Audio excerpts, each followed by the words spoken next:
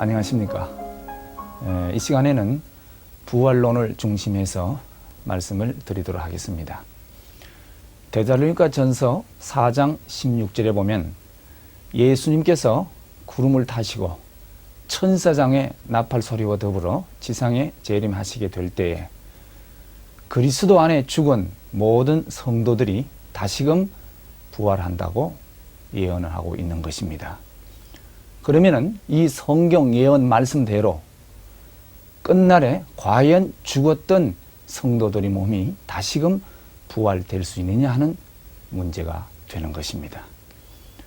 오늘날 현대인의 지성으로서는 도저히 이해할 수 없는 문제가 되는 것입니다.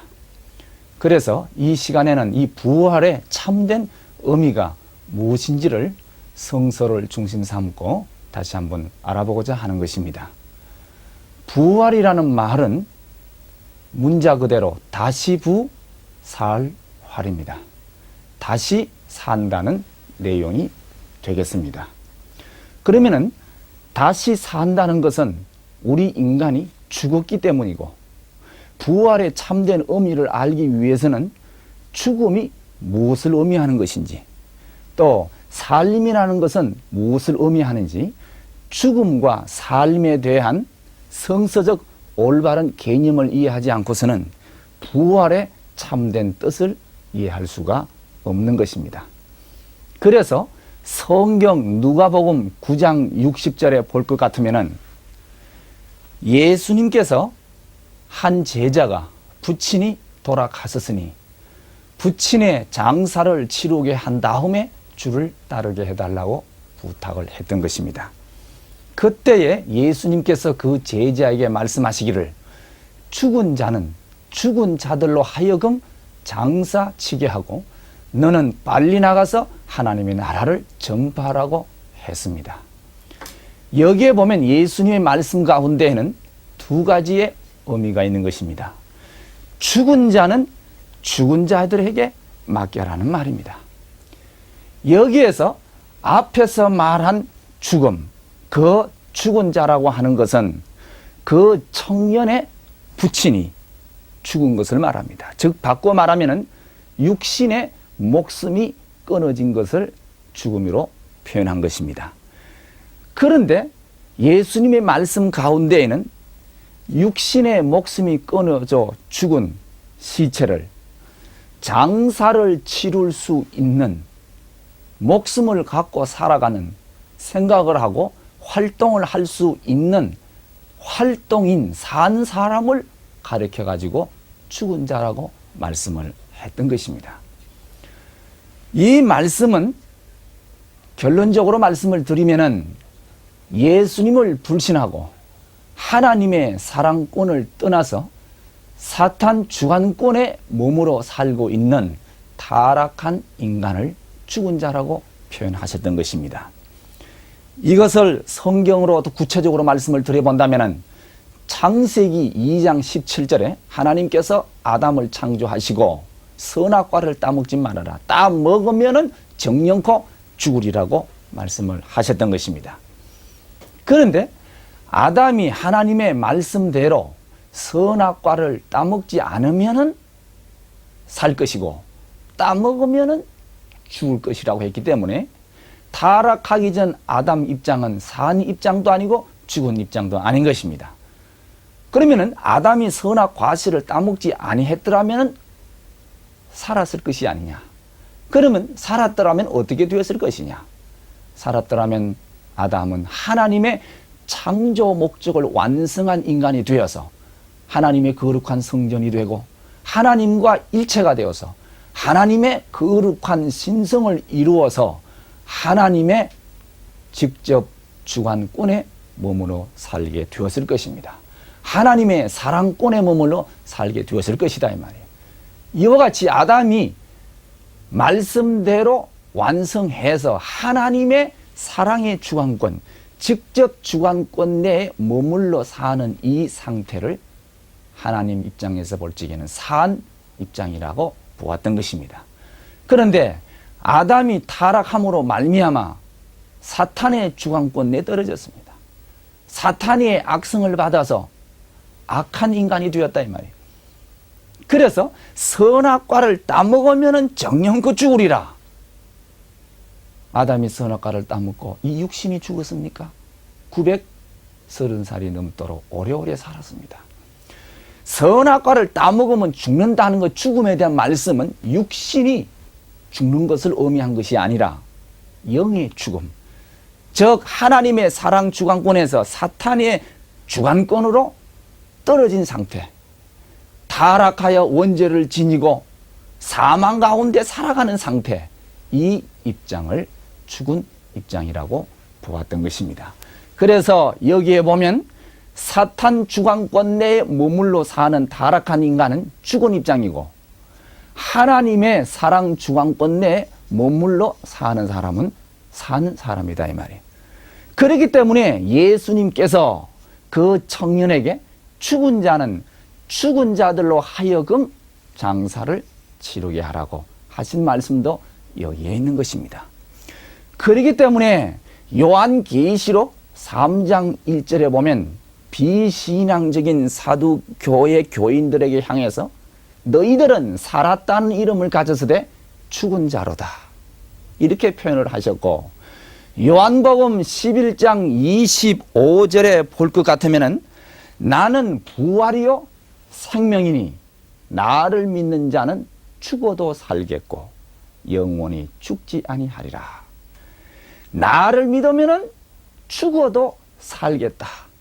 영생한다는 말은 예수님을 믿음으로 말미암아 우리는 하나님의 주관권으로 돌아가기 때문에 산자가 되는 것입니다. 또 내가 육신은 죽어서 흙으로 돌아간다 하더라도 내 속사람 영인체는 하늘나라 들어가서 영생하기 때문에 영원히 산다는 말씀인 것입니다. 그렇기 때문에 여기에서 하신 말씀은 육을 두고 하신 말씀이 아니라 영적인 삶과 죽음에 대한 말씀인 것을 우리가 알아야 되는 것입니다. 그렇게 본다면 이 부활이라는 말은 죽었던 입장에서 다시금 삶 입장으로 돌아가는 것입니다. 그렇기 때문에 예수님께서 하신 그 부활의 의미라고 하는 것은, 성경에 나타나 있는 부활의 의미라는 것은 육신이 죽었다가 죽은 그 육신이 다시금 살아나는 것을 말하는 것이 아닙니다. 왜냐하면 하나님의 창조 원리를 놓고 보게 되면은 하나님께서 우리 인간을 위하여 서서 영원한 무형 실체 세계와 순간적인 유형 실체 세계를 인간을 위해서 두 세계를 창조를 하셨던 것입니다.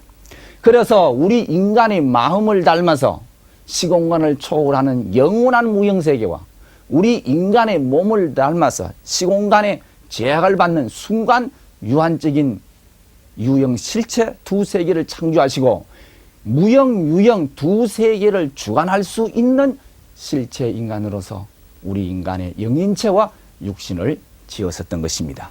그래서 속사람 영인체가 있음으로써 무형 실체 세계를 주관하고 육신이 있음으로써 유형 실체 세계를 주관하게 하셨던 것입니다.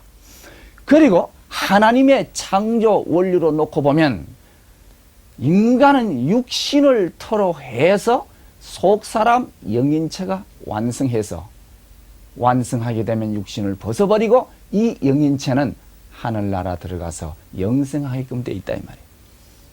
그렇기 때문에 전도서 12장 7절에 보면 육신은 흙으로 돌아가고 영은 하나님께로 돌아간다고 했습니다. 그래서 육신과 영인체의 관계는 나무에 비하면 과목과 열매와 같습니다. 나무에서 열매가 다 익으면 열매를 따다가 곡간에 들어갑니다. 이와 마찬가지로 우리 인생은 육신을 토로해서 지상 100년의 삶을 통해 가지고 하나님의 뜻을 중심 삼고 선의 생활을 하게 되면은 이 영인체가 선의 영인체로 완성하게 되어 있어요. 그래서 창조 원리를 볼 것 같으면은 영인체는 육신으로부터 오는 생력 요소와 하나님으로부터 받는 생소를 중심해서 주고받는 수수작용을 해서 육신을 토로해서 영인체가 완성하게 될 것 같으면은 영인체 옷과 같은 육신은 벗어버리고 이 영인체는 하늘나라 들어가 가지고 영생하게끔 하나님이 창조하신 것입니다. 그렇기 때문에 하나님의 창조 원칙을 놓고 보면 우리 인간은 이 육신을 쓰고 지상에서 영생하게끔 되어 있지 않습니다. 이 육신은 흙으로 돌아간다 이 말이에요. 그리고 내 속 사람 이 영인체는 육신을 벗고 천상천국에 들어가서 영원히 살게끔 되어져 있는 것입니다. 이것이 하나님의 창조 원칙이에요. 그렇기 때문에 육신이 흙으로 돌아가는 것, 육신의 죽음이 아담의 타락으로 말미암아 초래되었다고 보는 성도들이 있습니다마는 이것은 잘못된 해석입니다. 만약에 우리 인간이 육신을 쓰고 지상에서 영원히 산다면은 하나님께서 무엇 때문에 영인체를 창조했겠습니까? 영인체가 영생할 수 있는 무영 천상세계를 무엇 때문에 창조했겠습니까? 이러한 창조 원칙을 놓고 볼 때에 사람의 육신이 흙으로 돌아가는 것, 이거 죽음이 아닙니다. 돌아가셨습니다. 그것은 뭐냐? 왔던 대로 흙에서 하시니 흙으로 가고 영은 주신 하나님께로 돌아가는 것입니다. 이러한 창조 원칙을 놓고 보면 삶과 죽음이라는 것은 육신을 놓고 하신 말씀이 아니에요. 내가 하나님의 사랑 속에 하나님의 직접 주관권 속에 선하게 살면 산자가 되는 것이고 하나님의 사랑을 떠나서 하나님의 직접 주관권을 떠나서 죄를 지어 사탄 주관권 안에 살게 되면 이것은 바로 죽은 자와 같다 이 말이에요. 그렇게 본다면 대단히 죄송한 이야기지만은 저나 여러분들이나 오늘날 이 타락한 세계에 살고 있는 모든 타락한 사람은 하나님 입장에서 본다면 시체와 같이 다 죽은 자입니다. 시체에 있는 곳이 무덤이 아닙니까? 이 세상은 무덤 같은 세상이다 이 말이에요. 그렇기 때문에 부활이라는 말은 다시 산다는 말이고 다시 산다는 부활의 의의를 한번 정리를 해본다면 인간의 타락으로 초래된 죽음은 즉 사탄 주관권 내에 떨어진 입장으로부터 하나님의 복귀 섭리에 의해서 하나님의 직접 주관권 내로 복귀되어 가는 과정적 현상을 부활이라고 했습니다. 즉 악성을 벗어버리고 하나님의 신성을 복귀해 나가는 과정적 현상, 이게 부활입니다. 사탄 주관권에서 하나님의 사랑의 주관권으로 돌아가는 과정적 현상이 부활이다 이 말이에요.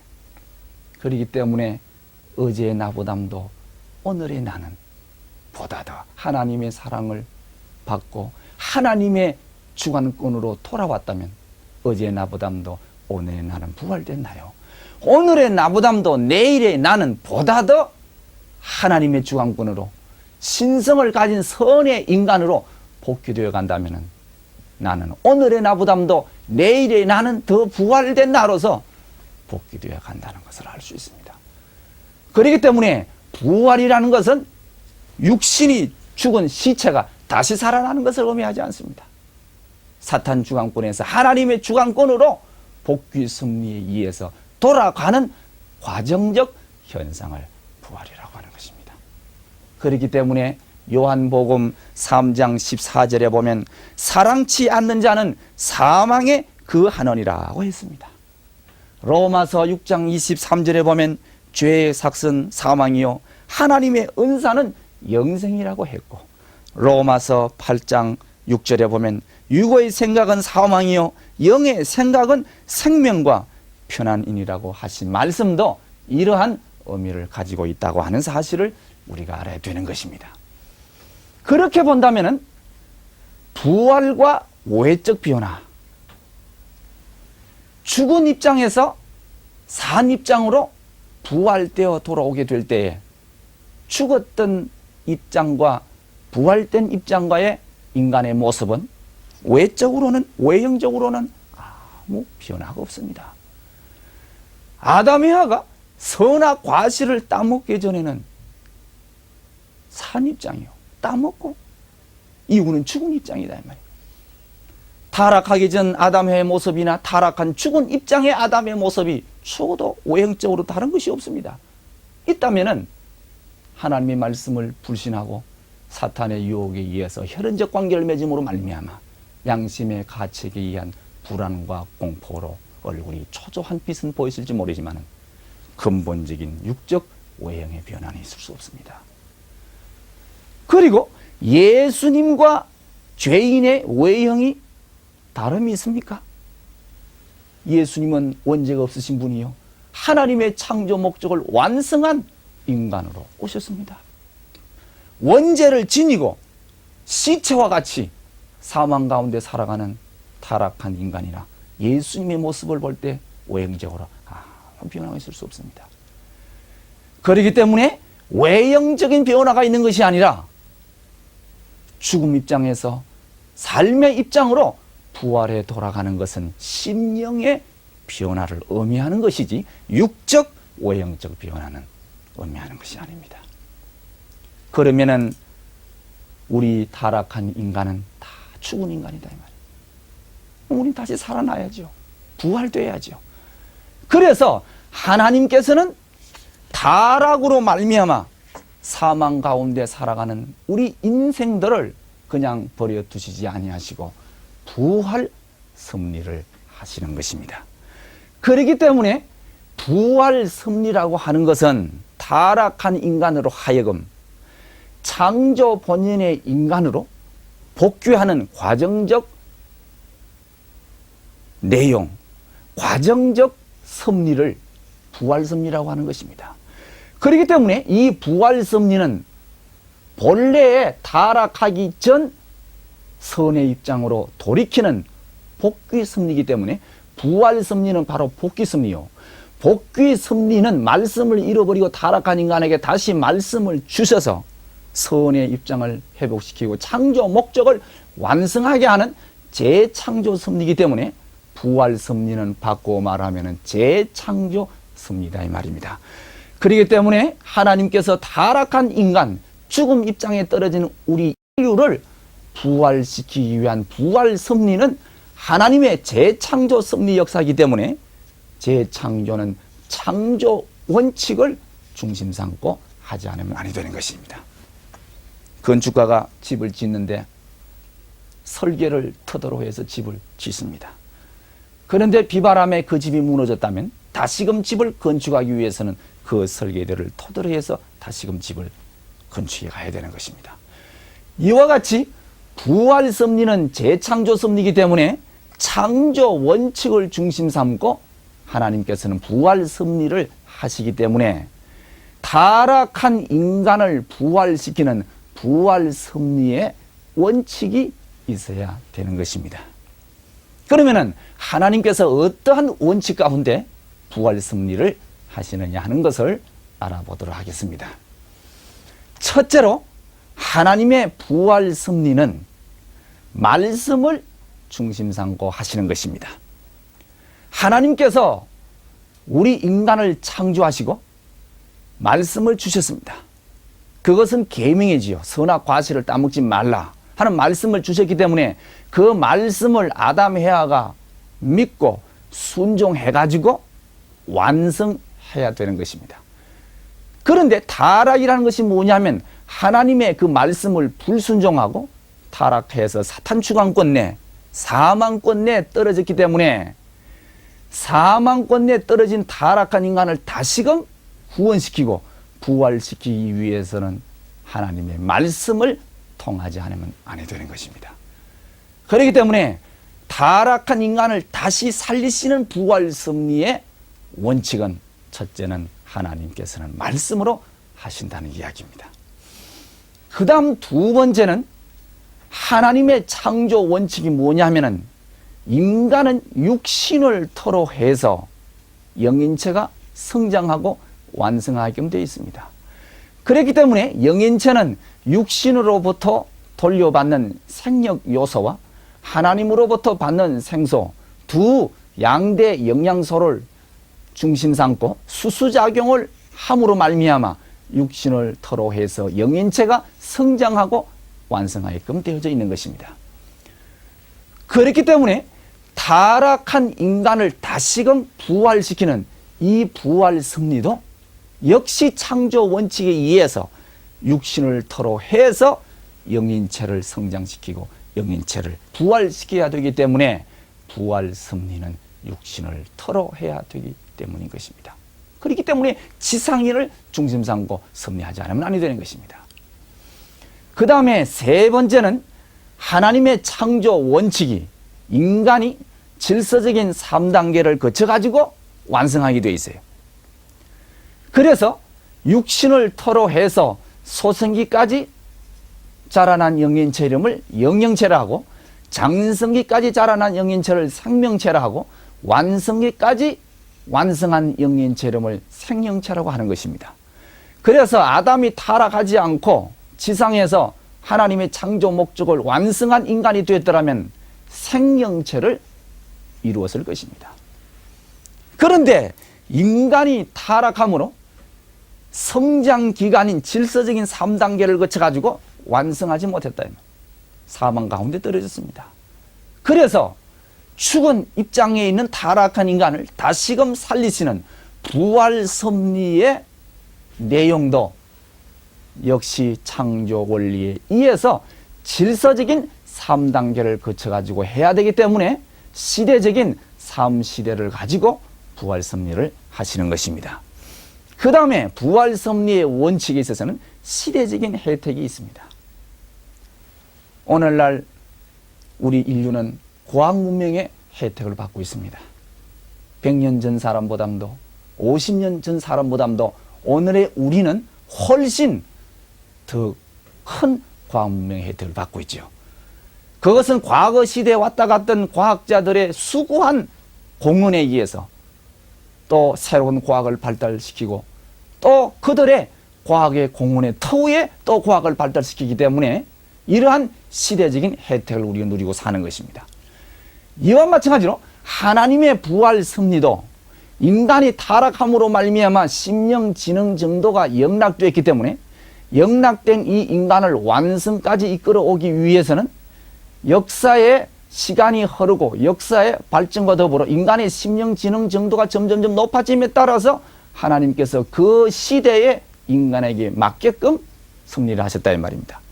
그렇기 때문에 아브라함 때는 제물로서, 모세 때는 율법으로, 예수님 때는 신약의 복음 말씀을 주시면서 구원 섭리를 해 오셨던 것입니다. 그렇기 때문에 과거보다도 현재는 보다 더 하나님 앞에 부활 섭리의 혜택을 받을 수 있는 입장에 있는 것입니다. 그렇기 때문에 부활 섭리에 있어서는 시대적인 혜택이 있는 것입니다. 이것은 실례를 들어서 이제 말씀을 드리죠. 그러한 입장에 본다면은 지상인, 오늘 이 지구상에 살고 있는 모든 지상인들은 하나님 입장에서 볼 적에는 전부 다 죽은 자들이다 이 말이에요. 그럼 이 지상인을 어떻게 부활 섭리를 하시느냐? 이 부활의 원칙을 중심 삼고 하나님은 섭리를 하시게 되는 것입니다.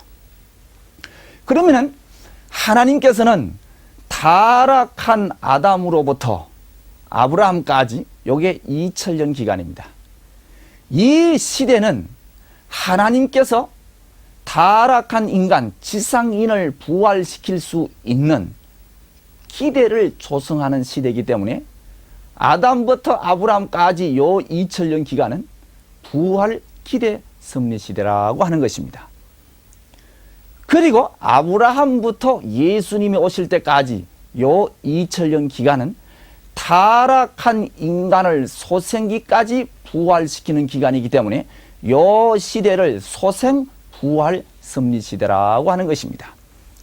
그러면은 타락한 인간을 소생기까지 부활시키기 위해서는 부활의 원칙에 의해서 말씀이 필요하다 이 말이에요. 그래서 소생기까지 부활시키기 위해서 주신 말씀이 있으니 이것이 바로 율법의 말씀이다 이 말입니다.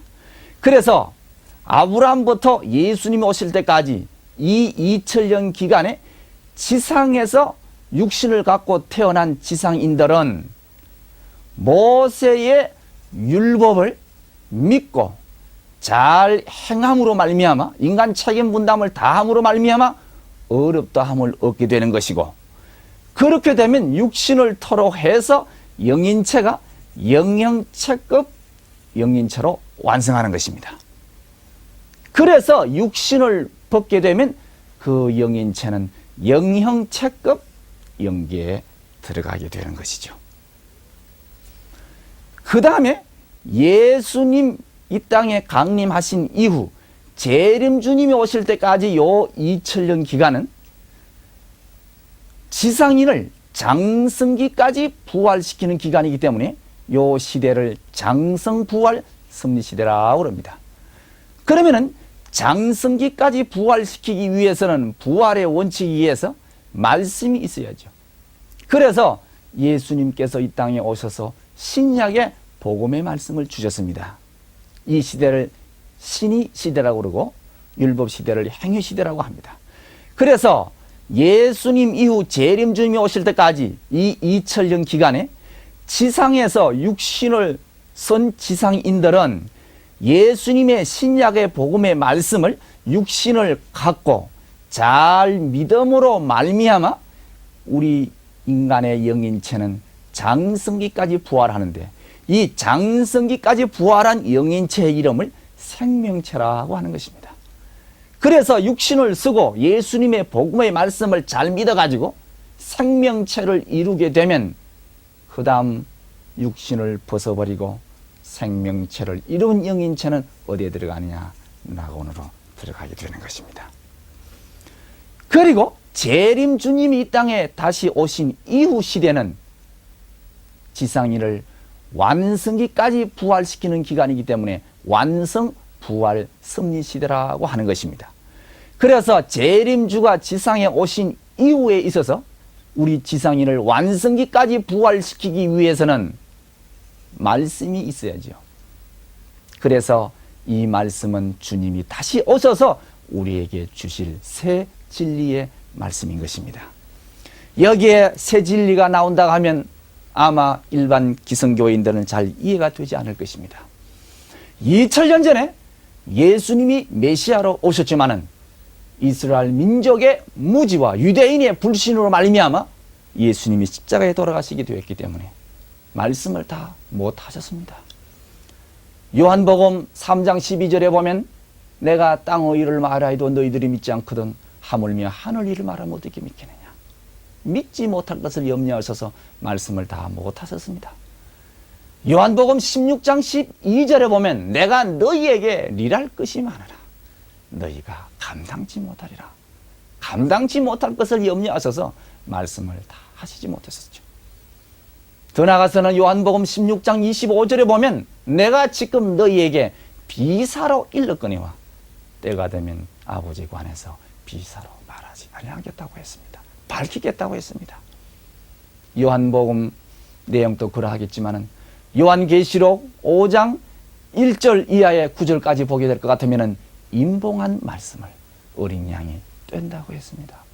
그 임봉한 말씀을 떼게 되면 그게 바로 새로운 말씀이 아니겠습니까? 그리고 요한계시록 10장 11절에 보면 많은 백성과 나라와 임금에게 다시금 예언해야 되리라고 예언을 하고 있는 것입니다. 그래서 2000년 전에 예수님의 십자가의 죽음으로 말미암아 그들의 무지로 말미암아 말씀을 못하시고 비유와 상징으로 하셨던 그 모든 말씀의 내용을 주께서 이 세상에 다시 오시게 되면은 우리에게 그 말씀을 다시 하시게 되지 않겠습니까? 그렇기 때문에 그것은 바로 새 진리의 말씀이 되는 것입니다. 이 말씀은 율법 구약에 약속하셨고 신약 복음에 약속하셨던 그 모든 약속을 이루시는 말씀이기 때문에 성약이라고도 표현해도 좋을 것입니다. 그래서 이 시대에 태어난 지상인은 재림 주님의 새 말씀을 육신을 토로해서 잘 믿게 되면 주님을 잘 받들어 모시는 시대, 시시대 잘 받들어 모시면서 그 말씀을 믿게 되면 육신을 토로해서 그 영인체가 완성기까지 완성하는데 완성기까지 완성한 영인체 이름을 생영체라고 하는 것입니다. 그래서 새 말씀에 의해서 지상인이 육신을 갖고 그 말씀을 믿어서 생명체를 이루게 되면 지상 위에 살 만큼 살고 살다가 육신을 벗어버리고 그 영인체가 천상 천국에 들어가게 되는 것을 우리가 알아야 됩니다. 그렇기 때문에 천국은 완성한 영인체, 생명체를 이루지 않고서는 천국에 들어갈 수 없습니다.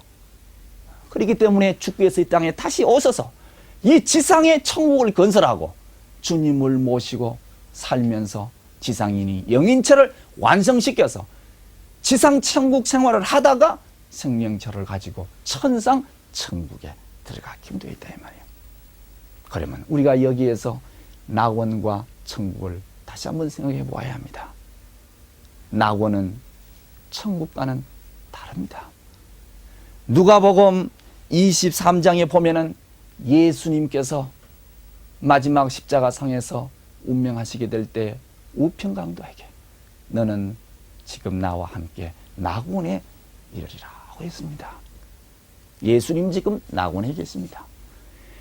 지상에다가 천국을 건설하고 새 말씀을 중심 삼고 완성한 생명체를 이루어 살다가 천상 천국에 들어가게 되어 있는데 이스라엘 민족의 불신과 유대인의 반대로 말미암아 예수님이 십자가에 돌아가심으로 말미암아 지상 천국 건설하지 못했어요. 그래서 다시 와서 이루실 것을 약속하시고 재림을 약속하시고 승천하셨던 주님인 것입니다. 그렇기 때문에 낙원이라고 하는 것은 예수님을 믿고 간 영인들이 지상에 주님이 다시 오셔서 천국을 건설해 가지고 천국 생활을 하다가 생명체를 이루어 천상 천국에 들어갈 때까지 기다리는 대합실과 같은 곳이 바로 낙원인 것을 알아야 됩니다. 그리고 지금 시대는 어떤 시대냐 하면은 장성기까지 부활할 수 있는 장성부활 섭리 시대입니다. 요 기준은 어떤 기준이냐 하면은 아담 해와가 어디서 타락했느냐 하면 소생기를 지나고 장성기에서도 완성급, 장성기 완성급에서 타락했어요. 그럼 이 장성기 완성급은 어떤 기준이냐 하면 아담 해와가 하나님과 일문일답 받은 기준이다 이 말이에요. 하나님이시여 오냐 내가 여기 있노라. 아담이야야 선악과를 따먹지 말아라. 네, 따먹지 않겠습니다. 하나님과 일문일답하던 아담 해와 타락함으로 말미암아 심령 지능 정도가 떨어졌다 이 말이에요. 그렇기 때문에 하나님이 계시는지 안 계시는지 모를 정도로 우리 인간의 심령 지능 정도가 떨어진 것입니다. 이러한 인간을 하나님께서 버려두시지 아니하시고 구원 섭리, 복귀 섭리, 부활 섭리 역사를 통해서 장성 부활 섭리 시대를 중심 삼고 예수님의 신약 복음 말씀을 육신을 트로에 잘 믿음으로 말미암아 아담 해와가 타락하기 직전 심령 기준 하나님하고 일문일답하던 기준까지 올라오게 되면은 하나님과 통하게 되는 것입니다. 그래서 지금 이 시대는 아담 해와가 하나님과 일문일답하던 그 기준을 세계적으로 탕감복귀하는 때이기 때문에 지금을 말세라고 하는 것입니다.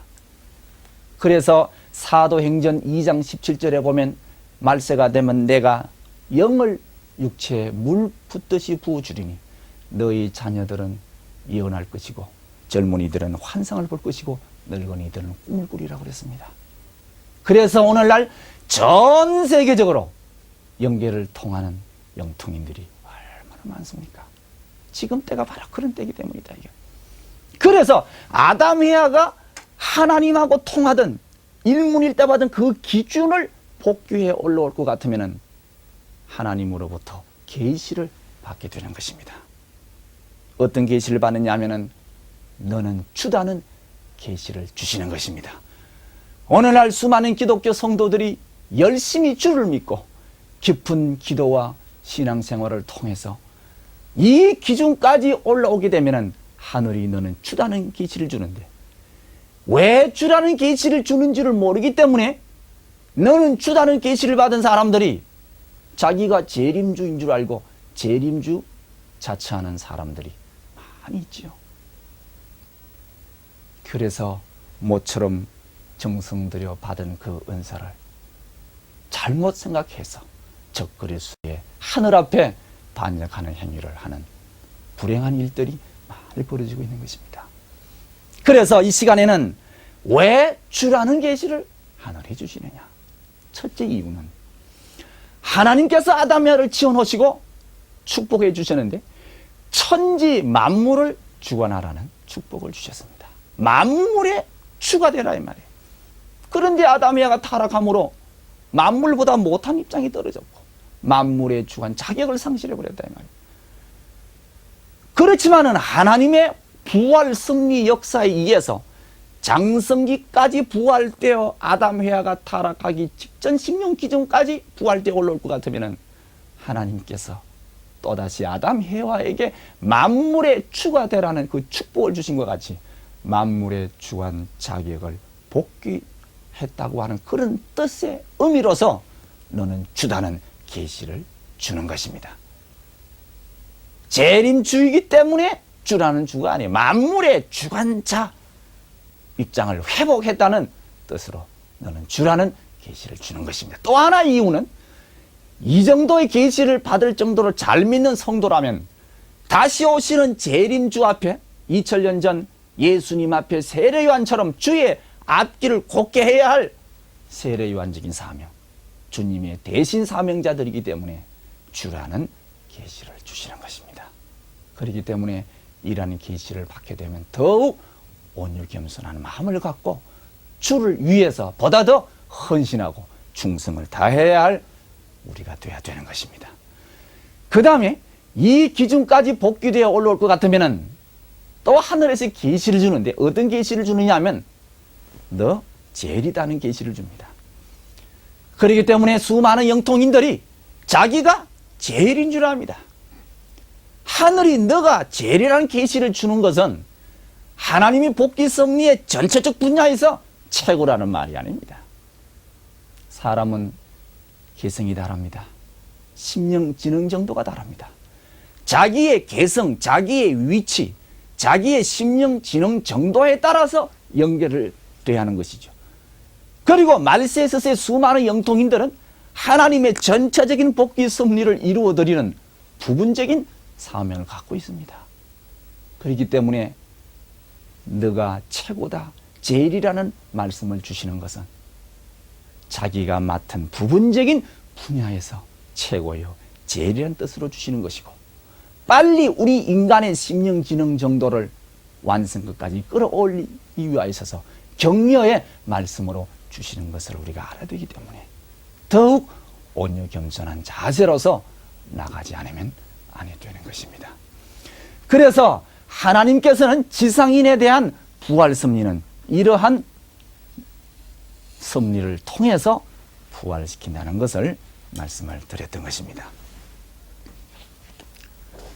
그 다음에는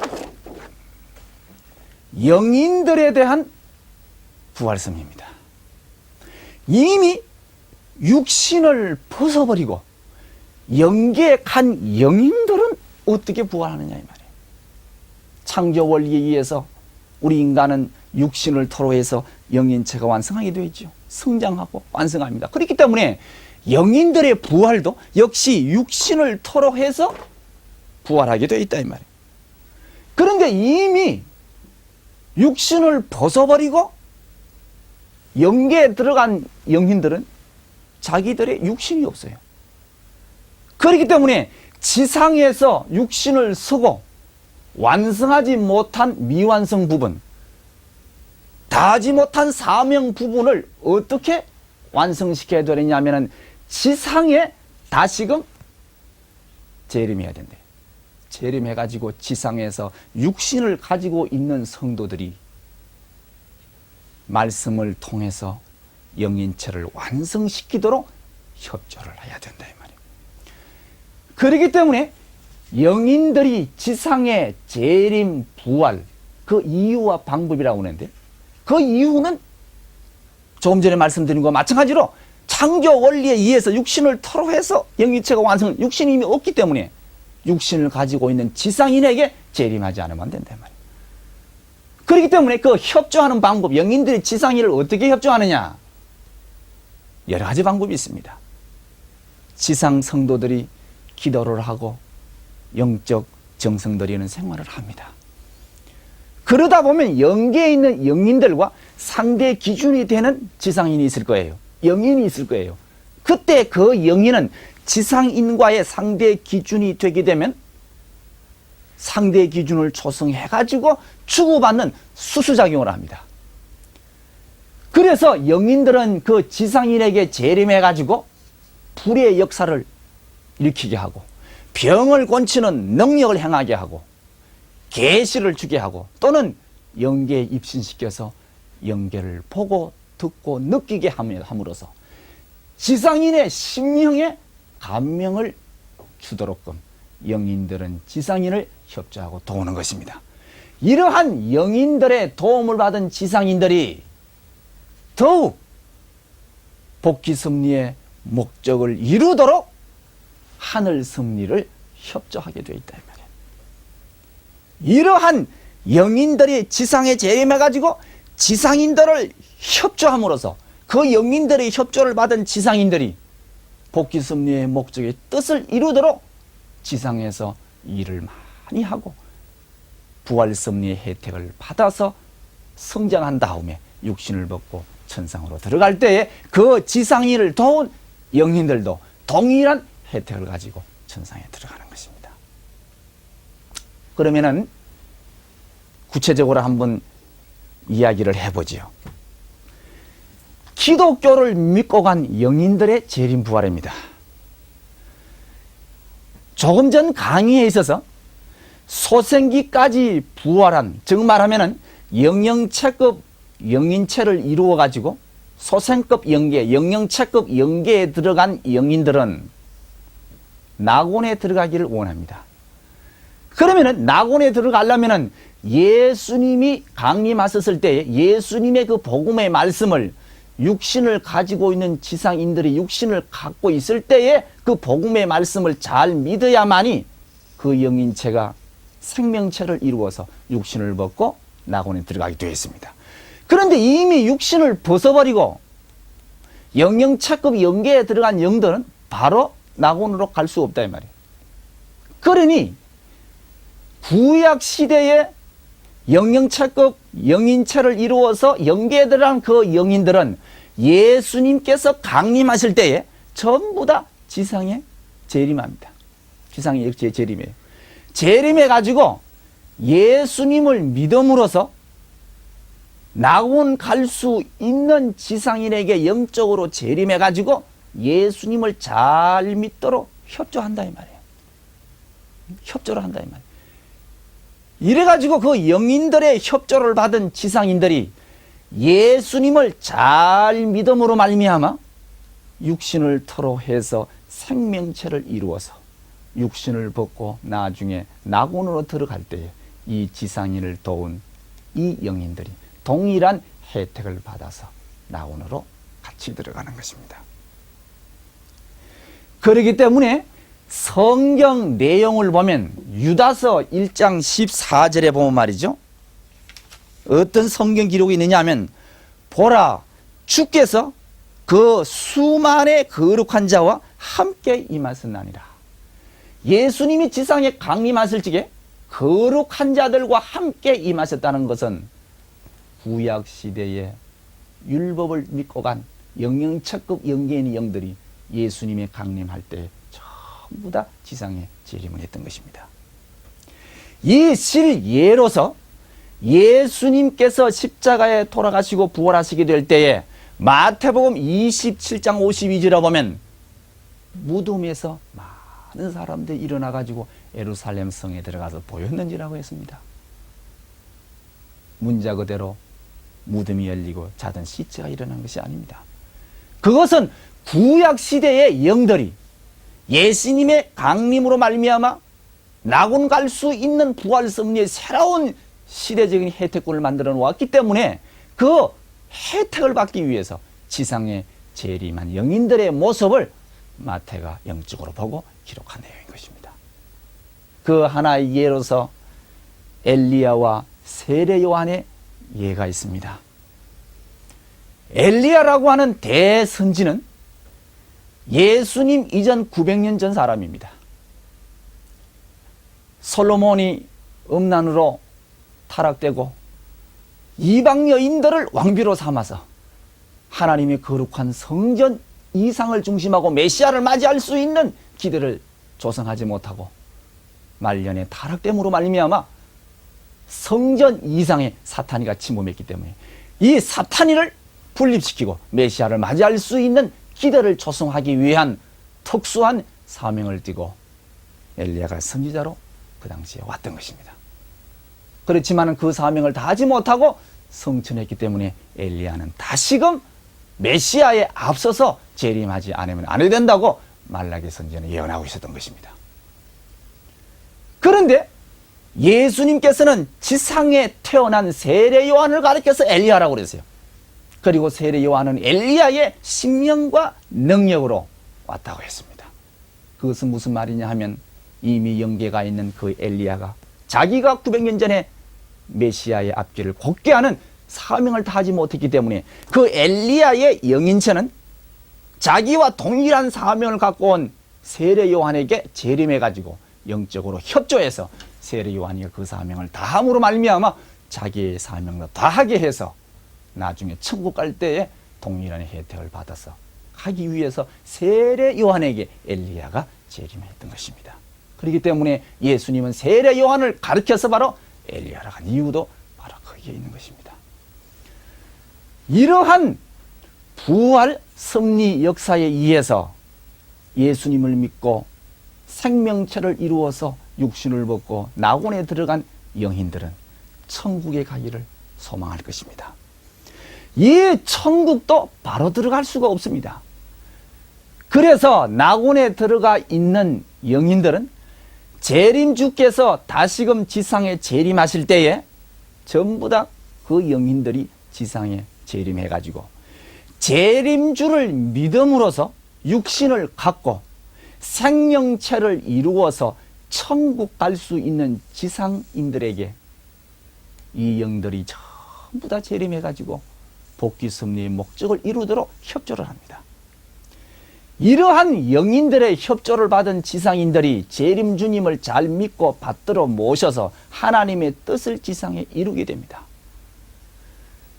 이러한 영인들의 협조를 받아 지상에서 뜻을 이루고 생영체를 이루어서 육신을 벗고 영계에 들어갈 때, 즉 천국에 들어갈 때에 지상인을 도운 낙원의 영들도 동일한 혜택을 받아서 천국으로 들어가게 되어 있다 이 말입니다. 그렇기 때문에 히브리서 11장 39절에 보면 우리가 아니면 저희가 온전함을 이루지 못한다고 기록하고 있습니다. 우리가 아니면 저희가 온전함을 이루지 못한다. 저희라는 것은 바로 낙원에 있는 영들을 말하는 것이고 우리라는 것은 바로 지상 성도들을 말하는 것입니다. 그렇기 때문에 낙원에 있는 영들이 지상에 있는 우리가 아니면 그들이 온전함을 이루지 못한다 이 말이에요. 그렇기 때문에 재림 부활의 역사는 지상에서부터 이루어져요. 그래서 마태복음 16장 19절에 보면 예수님께서 말씀하시기를 천국문 열쇠를 지상 베드로에게 주십니다. 무엇이든지 땅에서 매면 하늘에서 매일 것이고 땅에서 풀면 하늘에서 풀린다고 그랬습니다. 마태복음 18장 18절에도 너희가 땅에서 풀면 하늘에서도 풀리고 땅에서 매면 하늘에서도 매인다고 그랬습니다. 그렇기 때문에 재림 부활의 완성은 지상에서 이루어져야 됩니다. 그렇기 때문에 영계의 모든 영들은 마지막 끝날에 지상에 재림해가지고 재림주를 협조함으로써 재림 부활의 완성의 혜택을 입어서 천국으로 들어가고자 하는 것입니다. 그러면은 예수님을 믿고 간 기독교 영들은 이렇게 재림 부활의 혜택을 받습니다마는 기독교를 믿고 간 영들 이외의 영들의 재림 부활은 어떻게 할 것이냐 이 말이에요.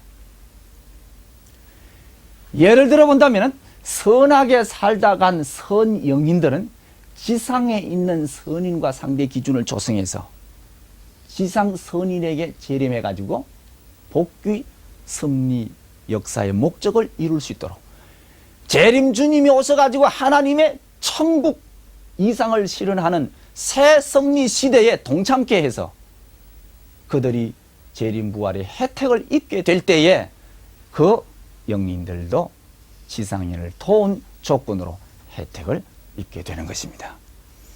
그런데 성경에 볼 것 같으면은 예수님이 지상에 재림하실 때에 1차 부활에 참여할 자의 수는 14만 4천물이라고 그랬습니다. 그리고 아기는 천년왕국이 지난 다음에 부활한다고 그랬습니다. 재림 주님이 오신다고 해서 영계의 모든 영들이 다 재림 부활의 혜택을 받는 것이 아닙니다. 순서가 있어요. 그렇기 때문에 주님을 믿었던 기독교 영들이 먼저 재림 부활의 혜택을 받고 그 다음에 타종교, 그 다음에 선인, 그 다음에 악인이기 때문에 100년이든 1000년이든 재림 부활의 한때를 기다리면서 학수고대하고 있는 영계에 수많은 영들이 있다는 것을 우리가 알아야 되는 것입니다. 그러면은 악령들은 어떻게 해서 재림 부활의 혜택을 받을 수 있느냐? 악령은 지상에 있는 악인에게 재림해가지고 이 악인으로 하여금 하나님의 복귀 섭리의 목적을 이루도록 협조해야 됩니다. 그런데 악령이 지상인을 협조한다고 해가지고 재림 부활의 혜택을 다 받을 수는 없습니다. 어떤 경우에 혜택을 받느냐 하면은 예를 들어서 여기에 갑이라는 사람이 있습니다. 이 갑이라는 사람이 새로운 하나님의 복귀 섭리 새 시대에 동참할 수 있는 은총을 받았는데 이 사람이 조상의 어떤 죄가 있다든가 자신의 어떤 죄가 있으면은 이것을 탕감해가지고 청산하지 않고서는 하나님의 새로운 섭리 시대에 새 시대에 동참할 수 없다. 그때 하나님께서는 이 사람의 자신의 죄나 조상의 죄를 탕감하기 위해서 벌을 내립니다. 고통을 가합니다. 그때에 이 사람에게 내릴 탕감의 조건으로서 벌을 내리고 고통을 가하는 그 조건을 하나님을 대신해서 이 악령이 지상 악인을 통해서 친다든가 아니면 악인을 통해서 직접 그 사람을 침으로써 새 시대에 동참할 수 있는 탕감 조건으로 벌을 내리고 고통을 줄 때 그 사람이 그것을 기쁘게 감수해서 새 시대에 동참하게 되면은 동일한 조건의 혜택을 받아서 부활의 완성의 은혜를 받게 되는 것입니다. 이러할 경우에 한해서 악령이 재림 부활의 혜택을 받게 된다는 것입니다. 특수한 경우지요. 그렇기 때문에 육신을 벗고 영계에 간 수많은 영들이 영계에 가보니까 이라는 과정을 통해서 재림 부활의 혜택을 받아야 될 것을 알고 있지만은 마음대로 할 수 없다 이 말이에요. 그렇기 때문에 자기의 한날 한때를 기다리고 있다는 사실을 우리가 알아야 되는 것입니다.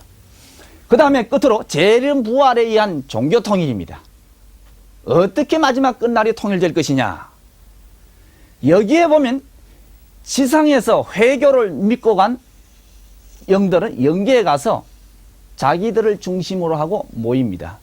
지상에 보면 대한민국은 대한민국 백성들끼리 모여 살고 미국은 미국인들끼리 모여서 합니다. 이와 같이 영계도 같은 심령이 통하는 심령 기준에 맞는 사람끼리 모여서 살게 되어 있다고요. 선인은 선인끼리, 악인은 악인끼리. 그래서 지상에서 유대교를 신봉하다가 죽어 영계 간 영인들은 그 유대교를 믿고 간 영인들끼리 모여서 한 그룹을 이루고 있습니다. 그 다음에 기독교는 기독교대로 영계 가서 기독교권을 이루고 있죠.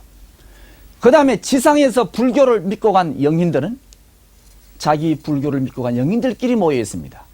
그 다음에 유교인들은 유교인대로, 힌두교를 믿고 간 교인들은 영계 가서라도 같은 믿는 신앙자끼리 모여 있는 것입니다.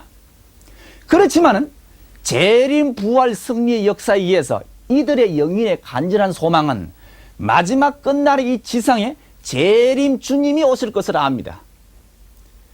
그렇기 때문에 재림 주님의 재림의 역사, 새 시대 새 말씀을 갖고 오신 재림 주님의 그 말씀을 통하지 않고서는 영인들의 부활의 완성이 있을 수 없기 때문에 전부 다 지상에 재림해가지고 자기가 지상에 있을 때 믿고 간 같은 종교 계통의 지상인에게 영인들이 재림해가지고 재림 주님 앞으로 메시아 앞으로 가도록 영인들이 협조를 하게 되는 것입니다.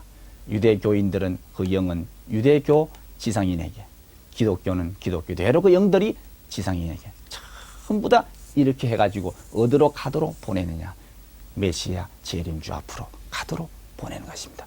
이렇게 보내가지고 재림주의 새 말씀을 잘 믿게 하고 재림주님 중심에가 천국 건설에 동참케 하고, 그렇게 함으로 말미암아 그 지상인이 육신을 쓰고 생명체를 이루어 육신을 벗고 천상천국에 들어갈 적에 이 모든 영들이 동일한 혜택을 받고 들어가고자 하는 것입니다.